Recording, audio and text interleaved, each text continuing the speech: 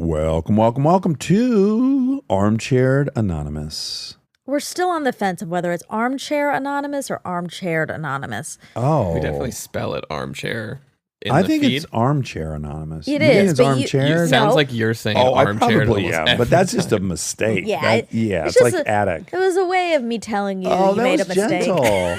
It was so fun. You put it out there like maybe we should go with that. That was so kind. Thank you. I'm not triggered at all or defensive. Good. Okay, good. Yeah. At this point, I just mangle a lot of words. It's fine. We all do. I'm not even defensive anymore. You're saying a lot of words. So, yeah.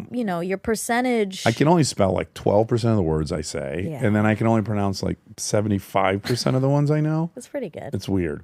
That reminds me of what a trigger that is for me. When someone gives themselves a compliment and then they say, that's weird. They try to mitigate it. Like, I always score touchdowns. It's so weird. You know what I'm saying? It's a humble brag. It's a humble brag. Yeah, you go, it's so weird. And I just kind of did that. I was like, I know so many words I can't pronounce or spell. It's so weird. Really, I was just saying I know a lot of words. What a piece of shit. Okay. This is where fellow pieces of shit come to air it out and learn that, you know what? We're all just POS. Yay, the diggles. Okay. Today's episode, the prompt was, have you ever been scammed? Yeah. This gets juicy because it's hard to come forward because it can feel a little humiliating. I would argue it's way more humiliating than like a poop your pants story, which by the way, when are we going to get to a poop your pants prompt? Next month? Well, Okay. prompts are out there. They're already out there for July. But for August, maybe we'll add a poop your pants. People in the comments, please let us know. I'd argue for like once a month we need a poop. It's not like we should do one poop your pants.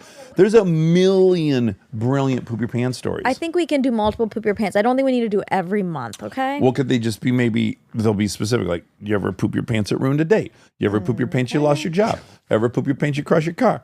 Ever poop your pants you won the lottery? We could just do like a poop in, like once a month. We'll have a poop story pop in. Yeah. I think people like it, Monica. We'll see. Also, these were, of course, so fun. We've So yet to fun. not enjoy every single time we reach out and chat with some Talking chairs. to our cherries. Some chairs.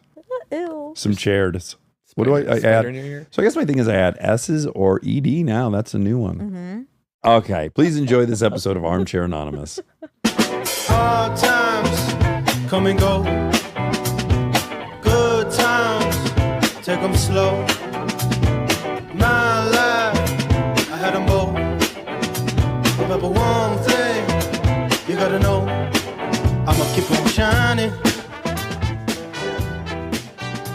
Hi, Ben. Hey, y'all. How you doing? Doing great. Okay, we love this because you said, hey, y'all, and you're wearing a Detroit shirt. So you're mixing both of us together. Cover my bases here, yeah. Originally from Michigan, so I thought it was appropriate. Love it. Oh, wonderful. Are you in the South now, though? No, I'm in Minneapolis. I'm just a y'all person. Okay, good for you. Okay, I got to start by saying I'm blown away with anyone that responded to the scam prompt because half the reason scams go unreported is everyone's kind of embarrassed that it happened to them. It takes bravery to talk about it. Yeah, and this one's a juicy one because it was a bit innovative, I thought. Oh. And I usually am not the kind of person that falls for this stuff, but they had a good strategy and it got me. Oh my gosh, please tell us. What year was this? Where did this happen? This was summer of 2016 in downtown Detroit, actually. I was teaching creative writing workshop for high school students at the time.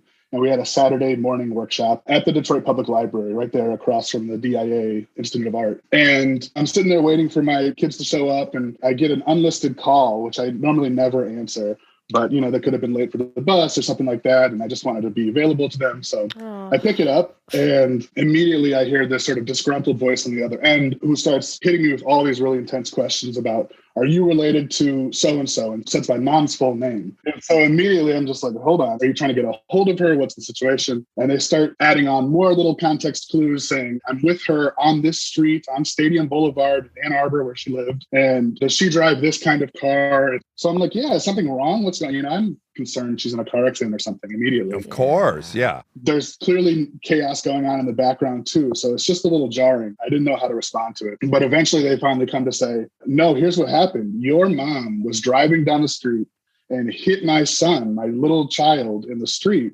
And now my son is in emergency surgery at the hospital. Oh my God. We confronted your mom about it when it happened, and she tried to leave. She tried to flee the scene in her car. And so we chased her down and we have her and we're holding her for ransom. Oh. Oh my God. gosh. Whoa. My immediate instinct is to call bullshit on this, because if something like that happened, my mom would be in the street trying to resuscitate the kid. You know, that's the last thing she would ever do. She's not a hit and runner by nature. I wouldn't describe her as such. Yeah, it's not her brand. And so on the call, I try to call bullshit on it and say, I don't believe you. I'm going to hang up and call her just to confirm. And then the guy starts getting a little bit more aggressive and he says, no, you don't understand. We have her right now. And I can hear this more scuffling going on in the background. And if you don't pay us right now, we're going to kill her. Oh my God. Were you like, let me hear her? So I was like, yeah, put her on the phone then. Yeah. And sure enough, what I hear on the phone is my mom's voice, honest to God, saying, Ben, just do whatever they say, please. No. That's all she says. And then they said, yeah, you heard us, right? Like, we're not playing around. And so my heart sinks immediately. Meanwhile, my students are starting to walk in. This is like 5 minutes before my thing. This is the worst time for this scam to happen. Oh my God. I had to like point to the phone and be like, family emergency, class is canceled. But meanwhile, I'm like trying to not freak out or let anyone on. And so I was like, okay, what do you need me to do? How do I get her back? And they're like, we need you to get in your car right now. Don't talk to anybody. Drive to this very specific Kroger grocery store in Dearborn, which was about 10, 15 minutes away from where I was. On Michigan Avenue? Yep, that's the one. And then they said, we'll give you your next instructions when you're there. But don't hang up the phone. If you hang up the phone, we'll kill her. And I already heard her voice at this time. They're starting to get more aggressive. Oh my God. Starting to cuss at me. But I'd only heard that one snippet from my mom, right? Trying to sort of wrestle with them a little bit. Then I hear my mom again on the phone saying, please be careful. It's her voice. There's no doubting it's her voice. Oh my God. I tunnel vision drive, speed all the way to the Kroger. And I'm on the phone the whole time, which is important also because it was 2016 and you couldn't text while you were on a call at the time, or at least my phone couldn't. Right. Normally I would try to corroborate the story in some way, but they were really adamant about it. If you hang up, it's over. So I get to the Kroger. I say, okay, I'm here. I'm parked in front of the Kroger. What do you want to do? And they said, we want you to go inside, Western Union us all the money that you have, which was not a ton at the time. It was a couple $100 probably in my bank account. You're a creative writing teacher doing the Lord's work. Give us all $65. Right. That was what it was. I was bartering with them. They said, give us $1,000. I said, how about $325? I very calmly go into the Kroger. They gave me this P.O. box in Puerto Rico, and I Western Union all this money that I had to that P.O. box. And no one really bats an eye. I tried to keep my cool. I didn't want to blow my cover. I'm on the phone the whole time, too. Yeah. And so I say, okay, it's done. I go back in my car, and I can hear them ruffling around on their end. And then I think trying to confirm that the check went through. And once they're like, okay, it's cleared, then their story starts to unravel a little bit more. Because then they say, okay, the money cleared. We'll bring you your mom. Stay where you are. Don't hang the phone. We still have her. She's in the van. We'll come drop her off with you now. And 10 minutes goes by, 15 minutes goes by. They handed me off to like the little brother of the group. It was just like, they're coming. Don't worry, they're coming. Hold on. Now, wow. My first fear that was triggered is like that my mom would be in danger. That's horrifying. Your adrenaline's up. You're thinking with your midbrain. Everything's a disaster. But now an awkward hold with a stranger, that's its own cruelty. It was such a tell that the whole thing ultimately was a scam too, because this guy, I don't think, was briefed on the whole game plan on their end. So he was starting to give little details and comments that didn't line up with the previous stories. 10 minutes becomes 20, becomes 30. Finally, I'm like, you guys, what is going on? You said you're 5 minutes away. Finally, I just sort of get the gumption to say, you know what, I got to hang up and make a move on this. Before I do that, though, I thought this was clever at the time. I'm in my car and I pulled up near a little coffee shop that was there and I tried to steal their Wi-Fi and see if I could email somebody to get through it. But that wasn't working. It was just too much going on at once to really have a clear head, obviously. Yeah, of course. Again, you're scared. Your adrenaline's high. God. Your heart rate's up. And so finally I say, fuck it. I hang up the call and immediately call my mom's cell phone. And she answers the phone, just cheery, like nothing's wrong. And I say, Mom, I've been on a hostage call for 6 hours. Oh my God. They'd gone from like 10 a.m. to 3, 4, 5 in the evening at that point. Oh my God. And I've been in this call the whole time. And she's like, oh, are you talking about the extortion thing? They got me too. I said, what are you talking about? Oh. And so what had happened in hindsight was they had simultaneous calls going on with me and my mom, and whatever information they got, they had enough to make it believable. And they were feeding us specific prompts to say things. So they would say, hey, tell your mom just to calm down and be still. And I would say, Mom, just calm down, be still. And then they would take that snippet and say, we've got your son held hostage. Mom, just do what they say, be still, or whatever. And so they were doing the two-way street. Oh my God. I hate to compare it to this, but it's like on Howard Stern when they have the two different restaurants call each other. 100%. Oh my gosh. Whoa. So you guys were actually talking to each other in those moments, weirdly. Just in these strange ransom note moments. And ultimately they had gotten my mom for, I think, $1,200 or something like that. So all told, I think they got us for about $2,000. And the police were like, yeah, there's nothing we can do about that. But the running joke now is that every scammer in the world has my mom on speed dial. They added her to a database. Exactly. Got us good. But I immediately wanted to share the story because I thought it was ingenious, honestly, on their end. There's some technical savvy that's impressive. And it wasn't like a choppy job. It sounded like she had the phone to her ear and they had gun claps going off in the background, all sorts of stuff to really build the scene. Wow. Boy, you got to wonder how they stumbled upon you and your mom to begin with, like a Facebook thing, maybe? She was probably already on that speed dial, honestly. Okay. She falls for everything. And that's why I think at the beginning of the story, knowing that she wouldn't have done something crazy like that is because she's always just an abundance of love and nurturing and care that she's gotten scammed on that in the past. Yeah, too. people take advantage of that. She's trusting. It's like Monica thought that gullible wasn't in the I'm dictionary. gullible, but yeah, God, what would I do? I would feel so conflicted. It was tough. And I was like visibly shaken for it. I mean, I just immediately drove to my mom's house. Well, by the way, whatever plan you think you have in your head right now, you then have to make your heart rate 175. Now I'm sure you have all kinds of clever things you could have done, but at that time, it's impossible. Yeah, well, and that's the thing. I've relived it in my head a million times since then. I mean, this is 6 years ago. Yeah, I want to believe that I would have the courage to be like, oh, you're pulling my leg and hang up or something. But it was so sudden and so unexpected. Yeah. Oh my. It's the fact that you can hear your mom. That's the clincher. She's under the impression that I'm in danger. So she's got this very scared voice too. Wait, so, okay, I'm kind of confused about that. So literally they're doing the two at the exact same time, the two scams. And they're recording both on a computer so they can kind of clip the audio and play it back on your end, probably. They were really specific around, tell your mom to be quiet and do what we say. Just say that exactly. Tell her to be quiet and do what we say. And then that would be the snippet that they sent. Oh my God. Woo! I want to get it out there because it's one of those where it's just like, you never know what the next thing is going to be, the next hook to catch somebody off guard. Well, Ben, that was thrilling. I felt like I was watching a movie there. The fact that you were stuck on the phone, it was kind of like you can't go under 55 in the bus. It had elements of speed. Speed, yeah. Well, thanks so much for responding and thanks for talking to us and telling us that story. And hopefully saving someone. Yeah, I hope you're neutering the scam by broadcasting it. That would be nice. I would hope that happens. Well, Ben, thanks so much. Appreciate Nice you to giving meet us you. your time and nice to meet you. You too. Take care, y'all. Hello. Hello. It's so awesome to be able to talk to you guys in person. I feel like I've listened to so many hours of you. Nice to meet you. You were a part of a scam. I want to thank you for being willing to tell us. Tell us when and where and what happened. Okay. I was a Girl Scout growing up, and obviously you sell cookies when you're a Girl Scout. And so in 7th grade, Dax's favorite year, Mhm. we were trying to raise money to go to a trip in Cape Cod. They were celebrating the 100th anniversary of Girl Scouts. And so we were outside of Walmart and we were selling cookies.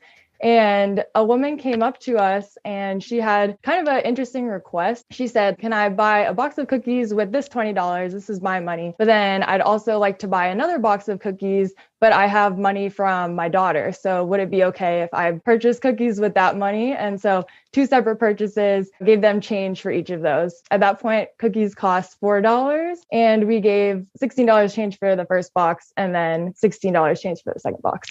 But then after that, another person came with us and they had the exact same request. So we were like, oh, interesting. They were always paying in 20s for this Yeah, scam. always 20s. That was an important detail. Then always buying one box. So yeah, we kept selling and then we went home. My mom, who was also the leader, she went to deposit the money in the bank. The teller was counting the money and then left to go to the back room. And I was like, something's going on here, I guess. And then she came out and she said that there was $80 of counterfeit money and that they needed to report it, basically. Oh, she caught it. God. Yeah. She knew that it was fake money. And so my mom was really surprised, obviously, but then thought about those two people that had that weird request because it was 420s in counterfeit money. They got $64 of real cash for their $80 fake money investment. They didn't have to use any identification to make these purchases. It's actually really smart. I don't know how long it would last. Like, how many cookie booths can you go to? But like little kids are never gonna be like, this doesn't look like real money. Yeah, exactly. We handle money, but we wouldn't know. We're like, oh yeah, it's a 20. We're good. It's both smart, and then of course I always go to a place of, at the end of the day, it was $64. It took them a few trips to go there. I bet if they broke it down, it might have been $28 an hour, what it averaged out to. And they're so clever and they're willing to break the law. It's not great, you know? But they probably went to lots of cookie stands. We might have been the only Girl Scouts that they targeted. I don't know, that seems like a strong word, but like there were cases of the forgery like around. What did the people look like? Oh, dangerous. Well, I'm just curious. I remember the first person, middle-aged woman. If I'm remembering correctly, she's like, oh yeah, it's for my daughter, which I was like, okay, it must be a grown daughter, has her own money. Yeah. I'm a dick. So I'd probably been like, you guys can't settle up at home? Like, just settle up at home. You owe your daughter $4. What? Again, like you said, it might be too strong to say targeted, and this may be too strong too, but did it at all change your worldview? Like, oh, some people are criminals. I need to be aware of that. Well, after my mom reported the money, it sort of took off in a crazy way because the police, they came to our house and had suspects already of who they thought it was. And then I think just because it's Girl Scouts, it was such a crazy story and people really felt for like young girls being deceived that it started spreading in all the newspapers, like our local paper and the Boston Globe and the Huffington Post. They all ran this stories about Girl Scouts had counterfeit money. Like, who would do such a thing? Girl Scouts defrauded. Oh my God, the Globe. Isn't the Globe what took down the Catholic priests? Yeah, exactly. They're also working on the Girl Scout case. Well, it is the proverbial stealing candies from babies. I mean, it's as shitty of a scam as you could do, is like target little girls trying to make money to go to the 100th anniversary. What shitheads. Oh. Yeah, so many people reached out to donate the money we had lost that we ended up getting a lot more donations from those strangers than we even lost to the counterfeiter. And there was a car dealership owner who was like, I'm going to buy $1,000 worth of cookies from you guys. So we drove down to the dealership and delivered all the cookies, took some pictures. So it ended up being like a very fun story to like share with our friends. And in my worldview, I'm like, oh, people are actually good. They wanted to write this thing. Well, you were lucky. You were unfortunate and you were lucky. Yeah, exactly. Mixed messages. We love that. I'm glad it didn't break your spirit, and I'm glad you forged ahead. Thank you so much for that story. It was kind of cute, and it was sad, and it was fun. Yeah, I love everything. It was the full gamut. It's cool that you guys are doing this as a podcast to interact with fans of the show. We love it. It's been nothing but fun. We've yet to meet a bad armcherry. I'm sure one's coming, but thus far, it hasn't happened. So far, so good. Someone will slide us a bogus 20. It's just inevitable. You guys will be the next scam. Yeah, exactly. Well, great to meet you and good luck with everything. Take care. That owner of that car dealership, do you know the end of that story? No, you know? Yeah, that guy drove around in a van offering little girls Girl Scout cookies to get them in the van. Nah. Yeah. No, you're lying. No. Dax! Monica. I'm sick.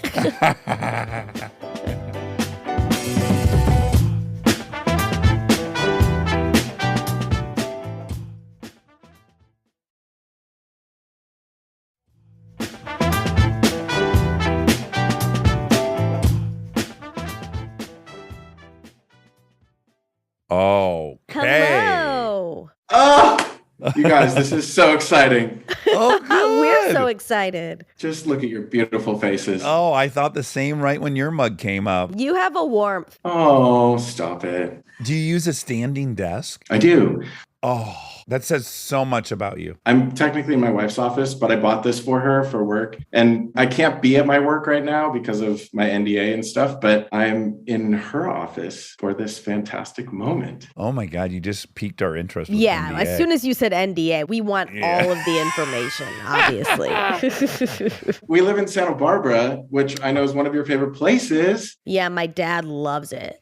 Okay, you guys, I was just talking to a coworker about the fact that I think we've been in his simulation, because the story I'm going to tell you was like 10 years ago. And I was like, I think he was having a bad dream or something. It was maybe one of those, like, he fell back asleep and had a bad nap or something. Or maybe he didn't pay all his dues. So true. Here's what I think. His sim's about Monica, right? Because it's so rewarding to have a daughter like her. So 10 years ago, we weren't in her orbit, so we weren't taken care of. Oh, yes. That's kind of true. Yeah, now we're players in her plot, so we're getting taken care Oh my God, of. the rest of your life is going to be so perfect. My life started when I met you. I received. Oh my God. Oh my God. So already I'm shocked you got scammed. It was kind of one of those epic level kind of scams. And when I heard on the podcast that you guys were doing this, I thought, this is really embarrassing. And yet I feel like it is Armchair Expert worthy. Yes. Take us there. All right. This story begins in Fiji. We had just landed, my wife and I, 10 years ago. We flew Fijian Airways over to Byron Bay for our friend's wedding. And on the way back, they kind of have you wait for a few hours. You can extend your layover if you want. So we were like, hey, let's extend for like 5 days. And on the way there, I know. I thought hours was coming for sure after 5. All the resorts had people to kind of sell you on their resort. You know, if you wanted to extend, I guess it's part of the Fijian government's deal with the airline. You know, they want to bring people. So they're like, hey, we need you to stay on this layover and you can extend if you want for like a great deal. So we meet these 2 nice women who kind of sell us on this beautiful little resort with a little cabana over the ocean, that classic deck that you walk out on, the nice bed, the air conditioning, like the linens that are like blowing. Yeah. Overwater bungalows, right? Yes. And who doesn't dream of that, right? Oh. Yeah. So we pay all the money up front. They say, okay, so tonight you have to stay in this hotel. Tomorrow we'll have someone pick you up. They'll take you to this spot. You get on this boat. It's a 2-hour boat ride. You'll get off on this island and there's a couple of different places, but they'll read your name and then you go to your various resort. So we stay the first night on the main island and they pick us up and we get on this boat. And the thing I knew right from the get-go was there are people getting on with backpacks who look a little bit more like, you know, you're traveling the world for a couple of months. You're willing to sleep in a hammock. Yeah. Yeah. A hostile vibe. Yes, Monica, yes. EL. Yeah. We're kind of like checking these people out on the boat as we're going across the ocean for 2 hours. And we pull up to this little island. And to my surprise, there's a nice little resort in front of us. And we're waiting for our names to be called. And they don't call our names. Like, the rest of you, like, walk down the beach. Okay, maybe our place is nicer. So we're dragging our suitcases down the sand. And I know, it's so tragic. This sounds like Fire Island or whatever, Fire Fest. Yes. So we walk up to this little, I don't even know what to call it, like a camp. And there's this larger shed, I will say, and they're welcoming people. We sit on these wooden benches and they're saying, hey, they read our names. And I'm like, okay, we're just going to go with it. Maybe they're going to walk us out to our wonderful area. And this is just some in between something. But they're like, you need to give us all of your valuables, your passports, all of your money, everything to keep in this safe, because this island isn't really safe. And because of your housing, we don't actually have locks on the doors. And I'm thinking, okay, that vibes with like the picture that they showed us. I'd rather see my space first, because maybe we just aren't going to leave. Our food, everything is supposed to be included in this package. Oh, and they ask us if we want this punch. Oh, You guys. it's like Isle of Dr. Moreau all of a sudden. Okay, yeah. So we're like, I don't know. We have a little bag of pretzels from the airport and our bottles of water. And we're like, we're just going to hold on to our Evian for right now. And so, yeah, we walk back and I mean, there is burning garbage. There's chickens running around. We're like, something's not right. And they walk us up to literally like a tin shed. And like the front part is like dilapidated. They pull open the screen door. We walk in and there's just a double mattress with just a fitted sheet laying on the floor. Oh. And I'm like, oh God, no.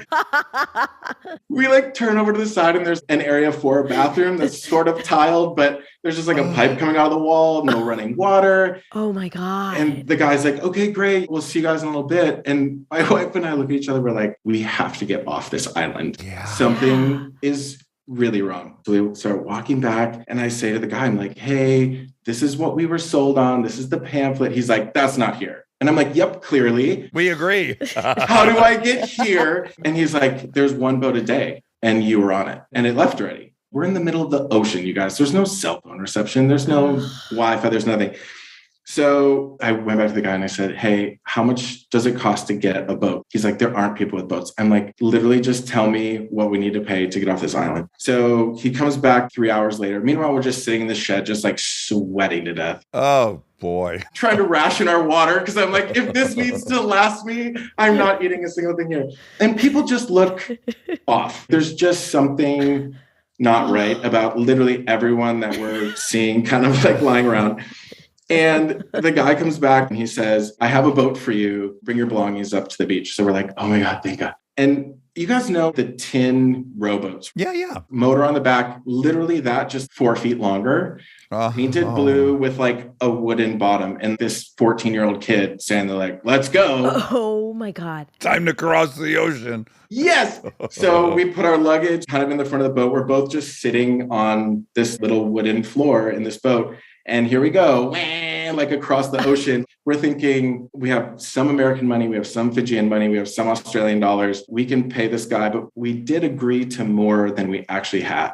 So we said, when we get back, we can go to the ATM and we'll give you more money. And it wasn't that much. I think in the exchange rate, the American dollars would have definitely sufficed for the Fijian dollars. But we are just hauling slowly across the ocean.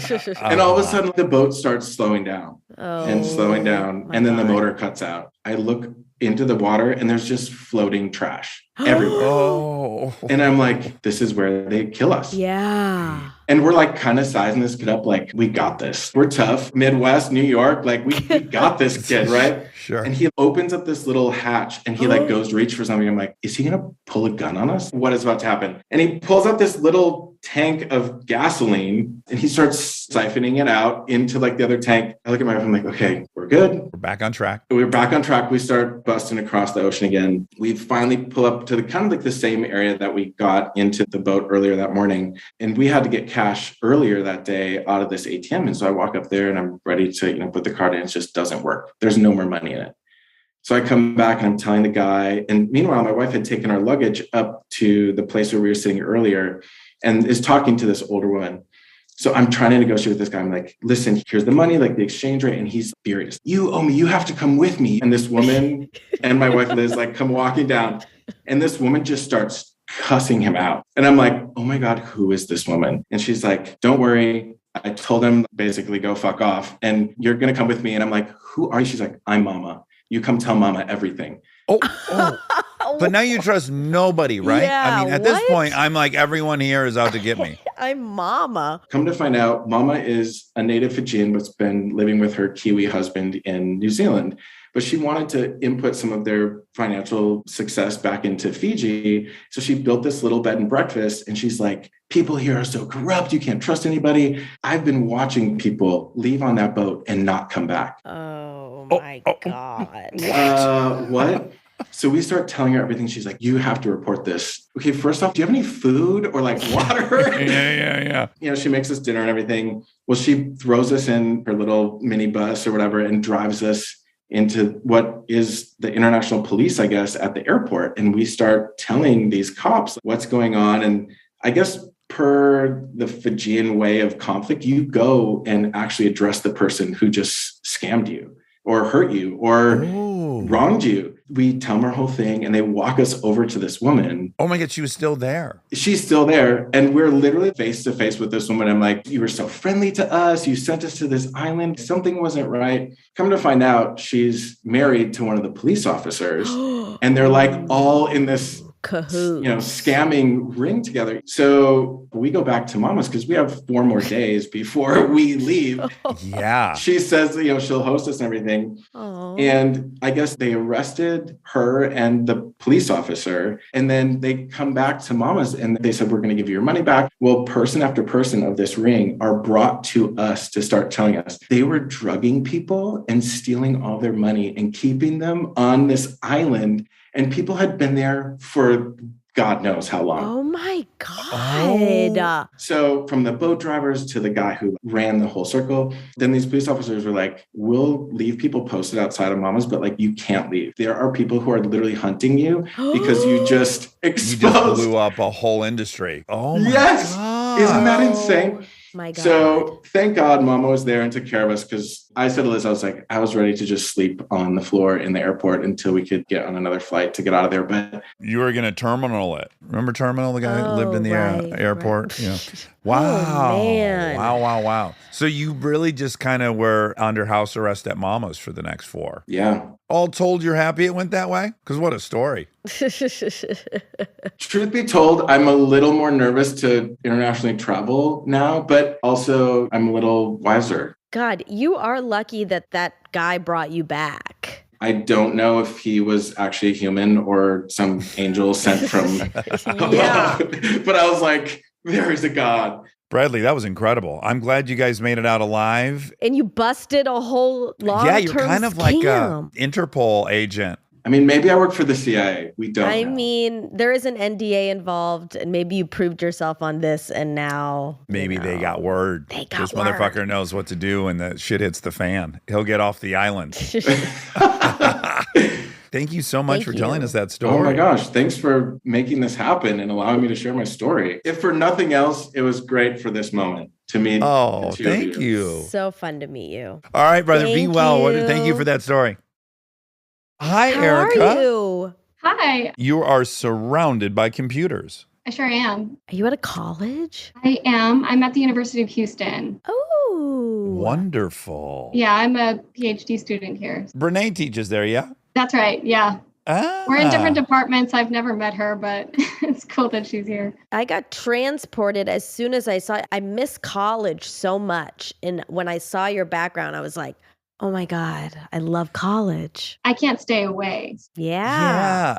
Okay, so Erica, you found yourself the victim of a scam. Yes. So when I wrote in, I said I'm using the term scam a little bit loosely because I don't think that it was an intentional scam to like scam me out of money, but that's what ended up happening, and a lot of other weird stuff. So I was 20 and I had a friend whose grandfather had passed away, and her grandmother came into all this money whenever he died. She wasn't close with her grandparents very much, and all of her family was not very close with her. The grandma started reaching out and was saying, like, I want to help you. I have all this money now. Maybe I can help you pursue your dreams. She wanted to go to culinary school. So the grandmother ended up offering my friend and me a place to stay, to come and move to Dallas. She said, I'll let you stay here. She was going to pay for her granddaughter to go to culinary school. She was going to let me stay there for free so I could go to school in Dallas. We were like, well, this sounds pretty cool. She started giving my friend all of these gifts. She gave her a car. And then when we went up there to move there, then she gave me a car. What? It was ridiculous. Like, she made me pay for it, but it was like $2,000 for an almost new Mustang. Oh my God. Oh my God, I wish she had taken me under her wing. Well, hang on. Okay, buckle up. So she was luring you in. I guess as we were moving up there, she ended up opening up bank accounts for both of us. And she opened up these accounts. She gave us both $10,000 in addition to all of these other things like the cars and everything. You must feel like at the time, like, oh my God, we've hit the lottery. This doesn't happen to anyone. Yeah, exactly. And so I was kind of like, I don't think I can accept all of this stuff. I was really hesitant, but she was a Christian. My parents are Christians and they're very involved in their communities. They've always given a lot to other people. They're like the best humans in the world. And so she gave me this story. Your parents have sacrificed so much. They can't afford to pay for you to go to college. This is like God's way of giving back to them. Yeah. And it was the exact weak spot for me because I was like, once you tell me it's not for me, it's for my parents. Yeah. Right. I'm in. Can I ask really quickly how old this grandma was? Probably in her 70s. She wasn't like a foxy young 59-year-old grandma. No. Okay. But it was really strange because whenever we actually moved up there and we had all of this money, I closed my other bank accounts. I merged all of my existing money into this bank account this woman had given me. And then some weird things started to happen. She started coming into our rooms really late at night. She would come in and then she would wake us up and she would ask us to take communion with her, which was just drinking glasses of wine. But it was like in the middle of the night. Oh my God, this is scary. I know, it could be a horror movie. At the time, it was just bonkers. It just didn't make sense. So I was starting to think maybe she's like a little wackadoo, you know? Yeah, but sure. She's Losing giving it you a all bit. this stuff, so you just go with it. I also noticed she was coming into my room a lot, especially when I was showering. I would just hear her like come in, hang out, and then I would get out, and then she would leave. I was like, okay, I'm going to get a lock for my door, just really low key. I'm an adult. She really didn't like that. And she accused me of trying to be sinful or something in my room. Like you needed some kind of privacy to do illicit, sinful, devil's workshop with a locked door. Yeah. I mean, maybe it was, but it wasn't. She kept on coming into our rooms earlier and earlier to just hang out with us and do this communion thing. I also forgot to mention, sometimes she would just wake us up in the middle of the night to just pray. So then this one time she came into my friend's room and we were just hanging out in there. Monica, you know, whenever you're a young girl and you have friends, you just hang out on their bed. Yeah, chit chat, hair play and massages. Exactly. So we were just in our underwear hanging out on her bed. And then the grandmother comes in and she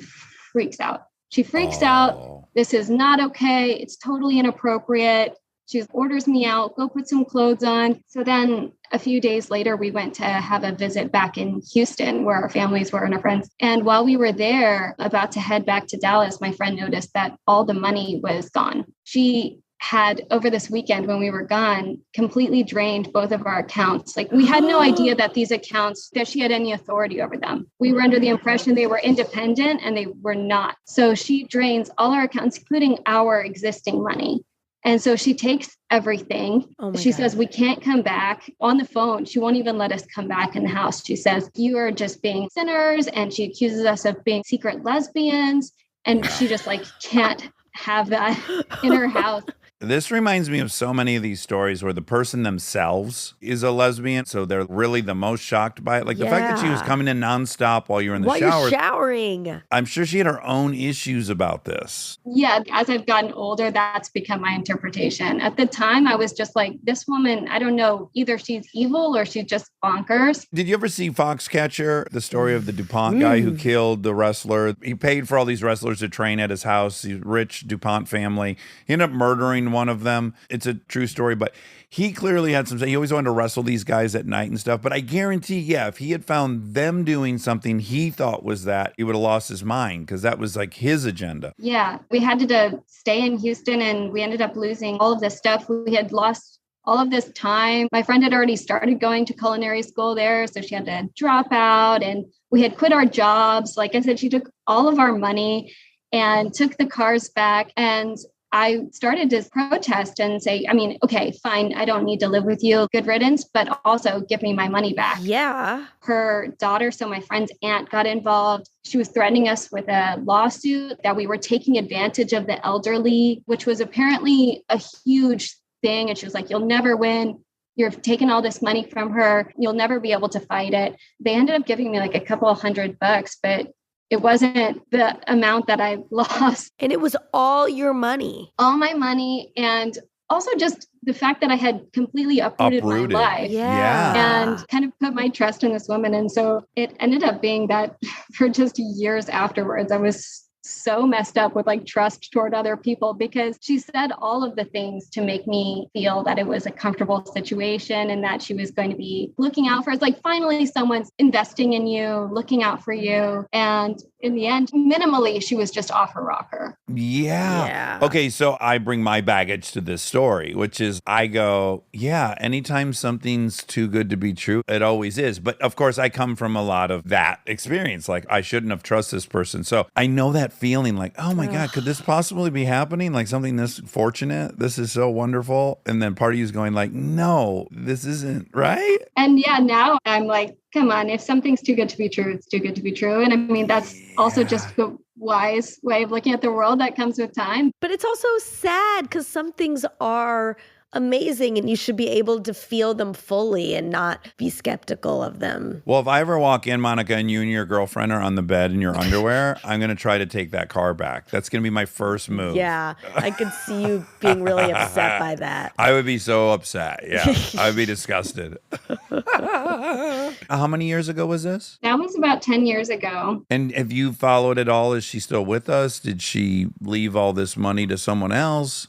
Okay, I don't know exactly what she is doing now. And it's sad because my friend ended up losing all touch with her family. They all believed the grandmother. They were so mad at her and it was really sad. Oh. Then she kind of slowly got back into relationship with them. And she found out that her grandmother had married some random man on the internet she found and was now they were doing the whole thing again. She was giving all her money to this guy. It's definitely intentional. Definitely. There's no way. But I don't know if it's intentional that she's trying to end up scamming people out of money, or it's just intentional in that she feels like she needs to do this, being needed, taking care of other people. I guess, but why wouldn't she just give you back your money, though? My conclusion about this person is what you're saying, that she wanted to be a savior. Then you guys really violated her. It's almost like borderline personality where people fall in love with someone and then they decide that person's out to get them. She was saving you. You guys were supposed to worship her and be so grateful for her and follow her rules and pray with her and do all these things. And also, I think she had her own issues. The fact that she was trying to come in when you were in the shower all the time, add that in there. That once she felt betrayed by you, she just wanted to punish and hurt you. Not that she wanted your money.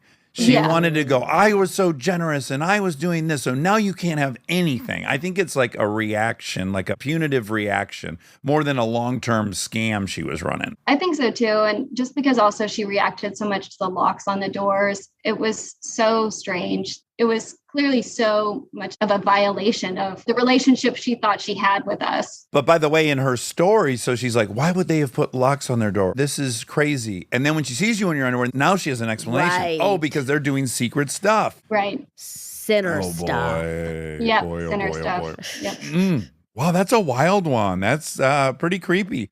Ultimately, are you glad this happened to you? I mean, it's a pretty unique experience. I mean, I guess so. I kind of tend to look at life that way. Insofar as life is just this collection of experiences, I'm kind of glad that I have this one. You have a memorable one. My fear in life would be like, I can't separate one year from the last because they were all the same. I mean, I'm kind of stoked about the weirder things that have happened to me. So I guess in the grand scheme of things, yeah, it's pretty funny. And I wasn't hurt too much by it. That's a good one. Thank you, Erica. Thank you so much for hearing my story. This is really cool. So fun. All right. Bye. Good luck with everything. Do you want to sing a tune or something? We don't have a theme song. Oh. Okay, great. We don't have a theme song for this new show, so here I go. We're gonna ask some random questions, and with the help of Armcherries, we'll get some suggestions on the fly rhyme dish. Enjoy.